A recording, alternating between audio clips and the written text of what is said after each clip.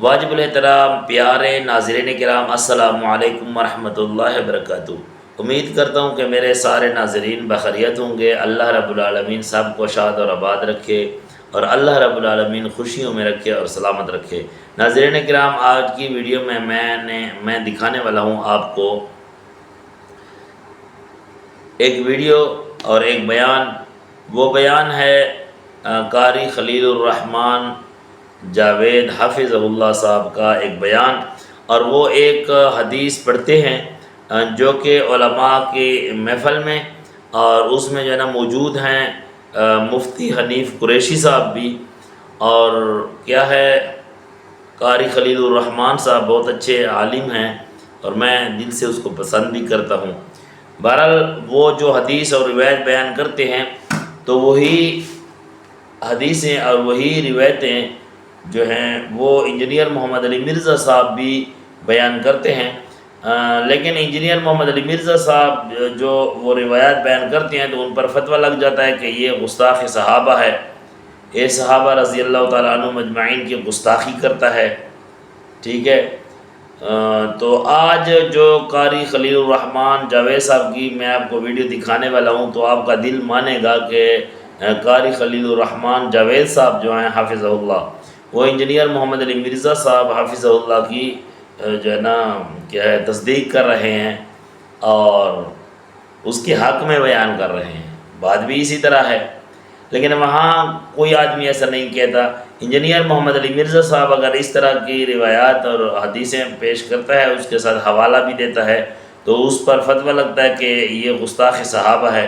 حالانکہ انجینئر محمد علی مرزا صاحب حافظ اللہ نے جو صحابہ رضوان اللہ علیہم اجمعین کی جو ہے نا کیا ہے ان کی شان بیان کی ہے، ان کی فضیلت بیان کی ہے، کسی نے بیان بھی اسی طرح نہیں کی۔ اور وہ جو روایت پڑھتا ہے یا کوئی حدیث پڑھتا ہے تو حوالہ بھی پیش کرتا ہے۔ دوسری بات یہ ہے کہ وہ ساتھ یہ فرماتے ہیں انجینئر محمد علی مرزا صاحب حافظ اللہ کہ یہ جو ہے نا ایک اس کی جو وجہ ہے وہ بھی بیان ساتھ فرماتے ہیں، اور وہ کہتے ہیں کہ یہ گستاخی بھی نہیں ہے کیونکہ یہ روایات ہیں، یہ حدیثیں ہیں، اور اس کا حوالہ بھی ساتھ دیتے ہیں۔ تو ناظرین کرام، میرا خیال ہے آپ انتظار میں ہیں۔ سب سے پہلے میں آپ کو جو قاری خلیل الرحمن جاوید صاحب کی جو ویڈیو ہے، جو بیان ہے، وہ میں آپ کو جو ہے نا سناتا ہوں۔ تو اس نے جیسے بھی روایت بیان کی ہے، جو حدیث بیان کی ہے، اسی طرح انجینئر محمد علی مرزا صاحب بھی اسی طرح حدیث بیان کرتے ہیں اور ساتھ حوالہ بھی دیتے ہیں، لیکن فرق یہ ہے کہ اس پر فتویٰ نہیں لگتا، انجینئر صاحب پر فتویٰ لگتا ہے۔ تو آئیے دیکھتے ہیں ویڈیو۔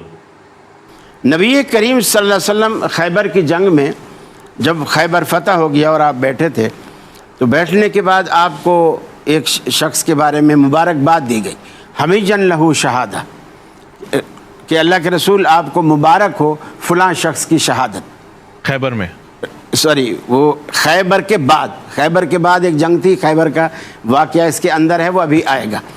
تو خیبر کے بعد ایک جنگ تھی، آپ کو مبارکباد دی گئی کہ حمیجن لہو شہادہ، فلاں شخص کی شہادت آپ قبول کریں۔ آپ نے فرمایا مجھے اس شخص کی شہادت کی مبارکباد دیتے ہو جو دوزخ کی چادر میں لپٹا ہوا ہے۔ صحابہ حیران ہو گئے، چونکہ آنکھوں سے دیکھ کر آئے تھے کہ اسے زخم کھاتے ہوئے، سب کچھ کرتے ہوئے اور شہید ہوتے ہوئے، صحابہ سارے ڈر گئے۔ تو آپ نے فرمایا خیبر کے موقع پر جب مال غنیمت سمیٹا جانے لگا، یہ شخص بھاگا، اس کو ایک چادر پسند آئی اس مال غنیمت میں سے، جیسے باقی ساتھیوں نے اپنا سامان جو بھی اٹھایا تھا بیت المال میں آ کے جمع کرایا، پھر امیر جو ہے اس کو تقسیم کرتا ہے، تو اس نے اس کو تقسیم اس لیے یعنی جمع نہیں کرایا کہ ہو سکتا ہے اللہ کے رسول مجھے نہ دیں، کسی اور کو دے دیں، کسی اور کے حصے میں آ جائے، اور مجھے اس کی ضرورت ہے اور میں مجاہد بھی ہوں، لڑا بھی ہوں، تو اس نے خود ہی اپنا اسے حق سمجھ کے اسے رکھ لیا۔ اللہ کے رسول نے فرمایا آج جب وہ مرا ہے نا، آج اللہ تعالیٰ نے اسی چادر کو دوزخ کی آگ کی چادر بنا کر اس کے اوپر لپیٹ دیا۔ اللہ اکبر۔ اور اسی مجلس میں ایک شخص بیٹھا ہے اور وہ کھڑا ہوا، روتے ہوئے کھڑا ہوا، جیب میں ہاتھ ڈالا، اس کے جیب کے اندر سے 2 تسمے نکلے جوتے کے 2 تسمے۔ اس کی حیثیت ہماری نظر میں حیثیت ہی کیا ہے؟ اس نے جو اس کی حالت سنی نا تو اس کا دل لرز گیا، کانپ گیا اور روتے ہوئے کہا اللہ کے رسول یہ 2 تسمے بھی میں نے اسی جنگ میں سے اٹھائے تھے، آپ قبول کیجیے۔ آپ نے فرمایا لم اقبلھا، میں یہ تجھ سے ہرگز قبول نہیں کروں گا حتیٰ تأتی بہما یوم القیامہ، یہاں تک کہ 2 تسموں کو لے کر تو قیامت والے دن اللہ کے دربار میں آئے گا، اب تیرے سے وہی باتیں ہوں گی۔ جی ناظرین کرام، آپ نے سن لیا قاری خلیل الرحمان جاوید صاحب حفظ اللہ کی گفتگو کو اور بیان کو۔ اس نے جو حدیث پڑھی ہے اس آدمی کی جس کے بارے میں وہ مال غنیمت والی چادر کا بیان ہے، یہی روایت جو ہے نا انجینئر محمد علی مرزا صاحب بھی بیان فرماتے ہیں، لیکن اس پر تو فتوے لگ جاتے ہیں کہ یہ گستاخ صحابہ ہے۔ حالانکہ یہ بتائیں کہ انجینئر محمد علی مرزا صاحب نے کس صحابی کی گستاخی کی ہے۔ انجینئر محمد علی مرزا صاحب تو جو بھی بیان کرتے ہیں اس کے ساتھ یہ 7 بیان فرماتے ہیں کہ صحابہ رضوان اللہ علیہ مجمعین نے ایسے بابے بنائے تھے، ٹھیک ہے، ان سے ثابت ہے، اگر اس طرح بنائے تو بتا دیں۔ وہ تو حوالہ بھی ان کا دیتا ہے۔ تو چلیے دیکھتے ہیں انجینئر محمد علی مرزا صاحب کی بھی وہی جو ہے نا بیان اور وہی ویڈیو جس میں جو کہ قاری خلیل الرحمان صاحب نے جو حدیث پڑھی ہے وہی حدیث انجینئر محمد علی مرزا صاحب پڑھتے ہیں، اس کو بھی سنتے ہیں۔ آئیے سنیے۔ اس سے بڑھ کر بخاری مسلم دونوں میں حدیث ہے، نبی علیہ السلام کا ایک صحابی جو آپ علیہ السلام کو وضو کروایا کرتا تھا، سفر و حضر میں سواری کا کجاوا کستا تھا، خیبر کے موقع پر اسے ایک نامعلوم تیر لگا اور وہ شہید ہو گیا، اور جتنے صحابہ تھے انہوں نے نعرہ لگایا ہر صحابی نبی جنتی جنتی، ہر صحابی نبی جنتی جنتی۔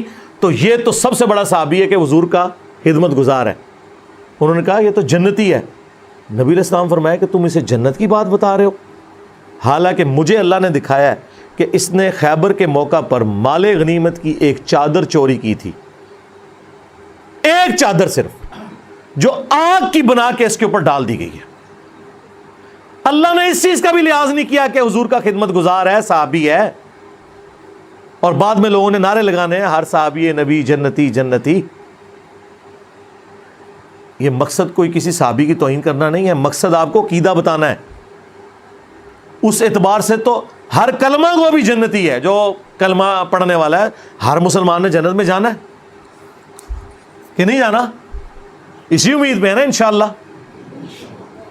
تو بخاری مسلم کے الفاظ ہیں، اس کا نام تھا مدعم، اس صحابی کا۔ صحابہ کرام اپنے گھروں میں گئے، اگر کسی نے ایک رسی بھی اٹھائی تھی نا یہ سمجھ کے مال غنیمت کی کہ خیر ہے اس کی تو اتنی ورت نہیں میں گھر لے جاؤں، وہ بھی آ کے جمع کروائی مال غنیمت میں، کیونکہ مال غنیمت کو تقسیم کرنا ہے حکمران وقت نے، اس وقت رسول اللہ تھے صلی اللہ علیہ وسلم۔ اب اس سے کلیئر ہو گیا عقیدہ۔ جی ناظرین کرام، آپ نے سن لیا انجینئر محمد علی مرزا صاحب کا بیان بھی، اس نے بھی یہی روایت پڑھی ہے، اور ساتھ وہ یہ کہتے ہیں کہ بھئی اس طرح کے جو واقعات ہیں وہ امت کے لیے ایک تعلیم اور ایک درس ہوتا ہے، اور اس میں جو ہے نا امت کے لیے تنبیہ کی جاتی ہے، ان کو لوگوں کو جو ہے نا نصیحت کی جاتی ہے کہ جب وہ محمد صلی اللہ علیہ وسلم کے ساتھ رہنے والے ہیں اور ان سے اگر ایسی غلطی ہو گئی اور وہ ان کے لیے بھی اسی طرح وعید ہے اور زجر ہے تو پھر ہم کون ہیں؟ تو یہ تعلیم ہے، اس میں گستاخی کی کیا بات ہے؟ اگر اس طرح کی کوئی عالم، کوئی مفتی یا قاری خلیل الرحمان جاوید صاحب اسی طرح کا بیان کرے تو کیا اس پر فتویٰ لگ جائے گا؟ حالانکہ یہ تو امت کے لیے ایک سبق ہے، جو محمد صلی اللہ علیہ وسلم کے ساتھ رہنے والے ہیں ان لوگوں سے ایسی بات ہو جائے تو اللہ رب العالمین ان کو بھی زجر دیتے ہیں، ان کو بھی نہیں چھوڑا۔ اور ساتھ جو انجینئر محمد علی مرزا صاحب نے جو آیت پیش کی ہے اس کو بھی آپ نے سن لیا ہوگا، اور وہ اسکرین پر نظر بھی آ رہی ہے نیچے، اس کا ترجمہ بھی دیکھ لیں، اس کا آیت کا نمبر بھی بتایا، سورت کا نام بھی بتایا۔ تو ہم کیا کہیں گے کہ یہ محمد صلی اللہ علیہ وسلم کی گستاخی ہے؟ نہیں، بلکہ یہ تو امت کو سبق دیا جاتا ہے کہ جب محمد صلی اللہ علیہ وسلم فرماتے ہیں، اور وہ ویڈیو میں آپ کو دکھاتا ہوں، اس والی وہ جو میں آیت آپ کے سامنے بیان کر رہا ہوں، جو انجینئر محمد علی مرزا صاحب نے وہ آیت کے بارے میں جو ہے نا فرمایا ہے، اور اوپر والی جو آپ نے ویڈیو دیکھنی ہے دونوں میں قاری خلیل الرحمان صاحب نے بھی اسی طرح کہا ہے کہ جو خیانت کرتا ہے، جو دھوکہ دیتا ہے، جو چوری کرتا ہے، یہ یا بیت المال سے چوری کرتا ہے، تو ان کے لیے کیا زجر ہے؟ تو اس میں گستاخی کی کیا بات ہے بھائی؟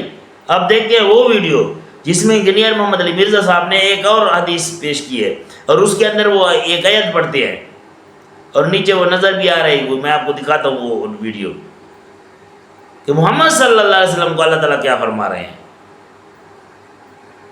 تو آپ وہ ویڈیو دیکھیں۔ حقیقت انگیز حدیث مجھے یاد آ گئی، بخاری میں حدیث ہے، عثمان بن مظعون ایک صحابی تھے بوڑھے، ام العلا کہتی ہیں کہ میں ان کی خدمت کیا کرتی تھی، بہت بوڑھے ہو چکے تھے۔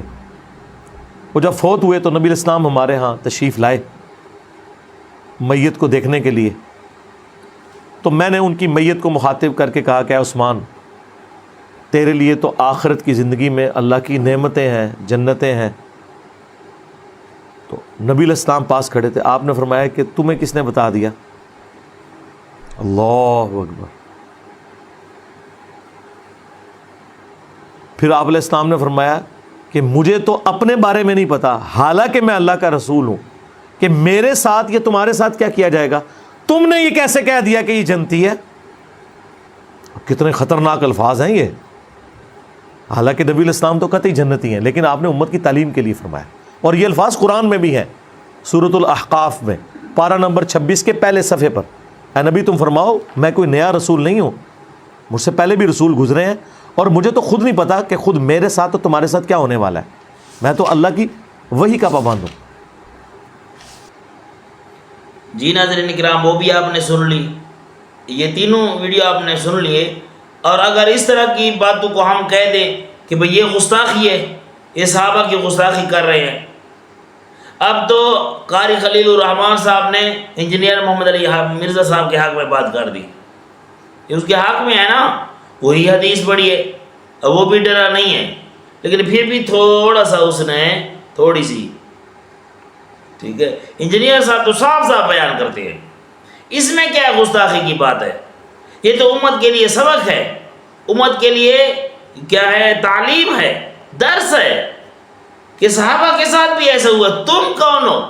جیسے کہ اللہ تبارک و تعالیٰ نے سورۃ احزاب میں نبی اکرم صلی اللہ علیہ وسلم کے گھر والوں کو خطاب کیا ہے، ازواج مطہرات، دیکھیں یار اللہ فرماتے ہیں یا نساء النبی، اے نبی کی گھر والیوں، من یات منکن بفاحشۃ مبینہ، اگر تم میں سے کوئی آ جائے برائی کی طرف، اگر آ گئی کوئی تم میں سے، یضاعف لها العذاب ضعفین، تو اللہ تعالیٰ تمہیں عذاب دے گا ڈبل۔